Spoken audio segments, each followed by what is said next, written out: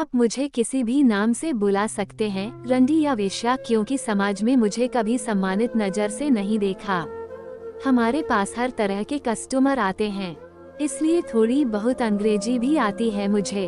मैं मुंबई के करीब 10 किलोमीटर के दायरे में एक जिले में रहती हूँ। आप red light area near Mumbai शब्द डालकर सर्च करेंगे तो मेरा यह इलाका आसानी से मिल जाएगा। यहाँ पर करीब 1000 महिलाएं इसी धंधे में लगी हैं। यूं तो हम समाज से अलग थलग रहते हैं, पर हमें सबकी खबर रहती है। सर्जिकल स्ट्राइक से लेकर ईवीएम घोटाले तक, कश्मीर में पत्थरबाजी से लेकर नक्सली इलाके में औरतों के बलात्कार तक, आपके क्लीन कैरेक्टर वाले समाज में हमारे जीवन के बारे में जानने की बड़ी इच्छा होती है। जैसे कि हमारा अतीत क्या था, हम कैसे आए, हमारी बातचीत का लहजा क्या है, हमारा पहनावा, हमारा अछूत सा जीवन, हमारे कस्टमर और हमारे एचआईवी मरीज होने का डर। सभी कुछ जानना चाहते हैं। कुछ लोगों को लगता है कि यह आसानी से पैसा कमाने का सबसे अच्छा तरीका है। लोगों को लगता है कि हम इस पेशे में हम अपनी इच्छा से आए हैं। एक बात जानना चाहती हूँ, किसी भी साधारण स्त्री से आप पूछिए कि अगर कोई पुरुष आपको गलत नजर से देखता है तो कितना गुस्सा आता है, वह कितना असहज महसूस करती है। तो जब ऐसी स्थिति में जब उसने आपको छुआ नहीं सिर्फ देखा आप असहज हो जाती हैं, तो हमें वह सब करके कैसे अच्छा लगता होगा। ये धारणा जानबूझकर बनाई गई कि यह पेशा अच्छे लगने की वजह से फल फूल रहा है। आपके सभ्य समाज ने यह मान्यता स्थापित कर दी है कि पुरुष हमारे शरीर को नोचने, तोड़ने और काटने का हक रखते हैं। इसलिए यह इज़ मनी अर्निंग वाली मानसिकता बिल्कुल गलत है।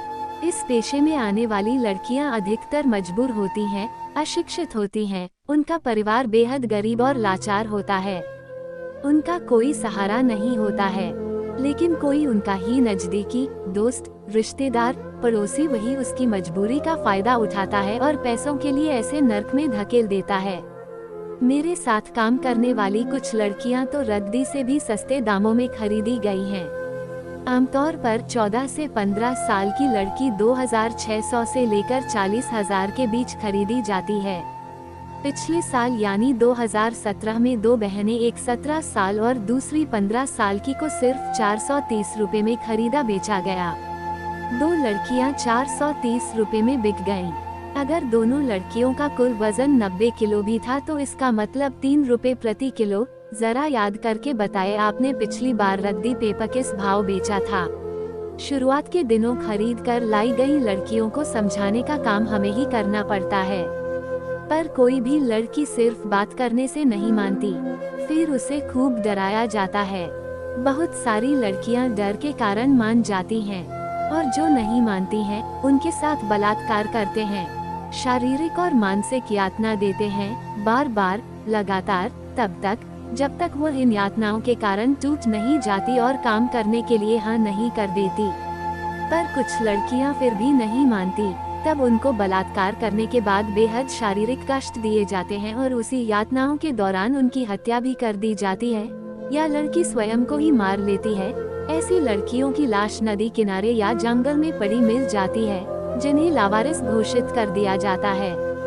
मैं स्वयं 18 साल से इस पेशे में हूँ। मैंने भी डर, भय और जख्मों को भोगा है, हर पल मौत से भी बदतर रहा। दूसरी लड़कियों को इस दलदल में धकेले जाते हुए देखा है और कुछ नहीं कर पाती। हम सिर्फ एक शरीर हैं। आपका साफ सुथरा समाज सब कुछ देखता है और अपने काम में लग जाता है। अब आइए बताती हूँ अपने ग्राहकों के बारे में।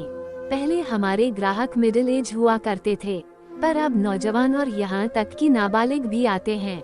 इस पेशे का एक विभत्स चेहरा ये भी है कि नाबालिग बहुत आक्रामक होते हैं। ये लड़के हमसे अलग अलग डिमांड करते हैं। वे इंटरनेट में जैसे दृश्य देखते हैं, उन्हें क्रूरता के साथ अपनाते हैं।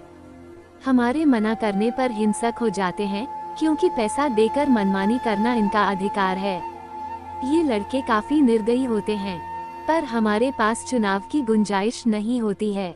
कुछ भी हो जाए, हमें वह हर आक्रमण, हर प्रयोग, हर चोट, हर दर्द सहना पड़ता है और किसी तरह से उस वक्त को गुजारना होता है। समाज में बैठे लोगों को लगता है हम बैठे बैठे मलाई खा रहे हैं और हमारे पास बेतहाशा कमाई है। सच तो यह है कि हमारी वित्तीय हालत, देश के बजट जितना ही मुश्किल है समझना। हमें जब खरीदा जाता है तो वह रकम हमें ब्याज समेत चुकानी पड़ती है, जिसे हम 5 से 10 साल तक चुका पाती हैं। क्या आपको पता है हमारी खरीदी और बिक्री में लगी हुई पूंजी की ब्याज दरें कितनी होती है? ये हमारा मालिक या दलाल तय करता है। लड़की की उम्र, खरीद की रकम, उसके लुक्स और अंत में मध्यस्थ, जिसमें पुलिस और मानव अधिकार वालों का भी हिस्सा होता है, मिलकर हमारी वित्तीय हालत तय करते हैं। यह एक बड़ा सच है कि एक वेश्या को मिलने वाले पैसे से बहुत लोगों के घर भरते हैं, पर वह सभी लोग सभ्य समाज का हिस्सा बन जाते हैं और हम बदनाम गलियों की रोशनी। शुरुआत के दिनों में सिर्फ हमें खाना और कपड़ा तथा मेकअप का कुछ सामान ही दिया जाता है। मुझे 1990 में 10,000 में खरीदा गया। शुरू के 6 साल तक मुझे कभी कुछ नहीं मिला, यानी कि 10,000 रुपये चुकाने के लिए मुझे 1200 से ज्यादा लोगों के साथ शारीरिक संबंध बनाने पड़े, यानी प्रति कस्टमर मेरी लागत 10 रुपये थी।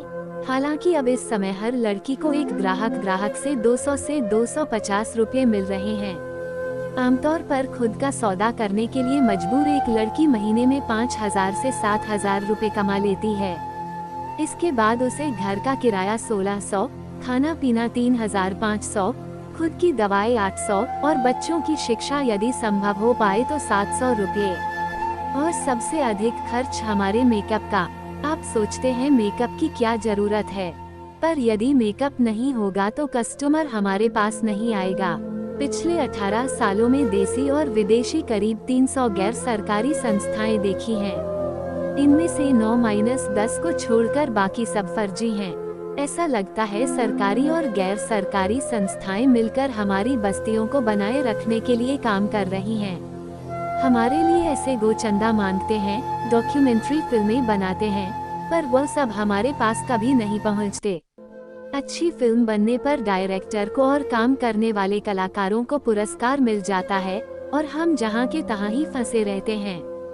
हम भी काम करना चाहते हैं, हम आलसी नहीं हैं, पर सच तो यह है कि हमें इस दलदल से निकलने ही नहीं देना चाहते ये समाज के ठेकेदार।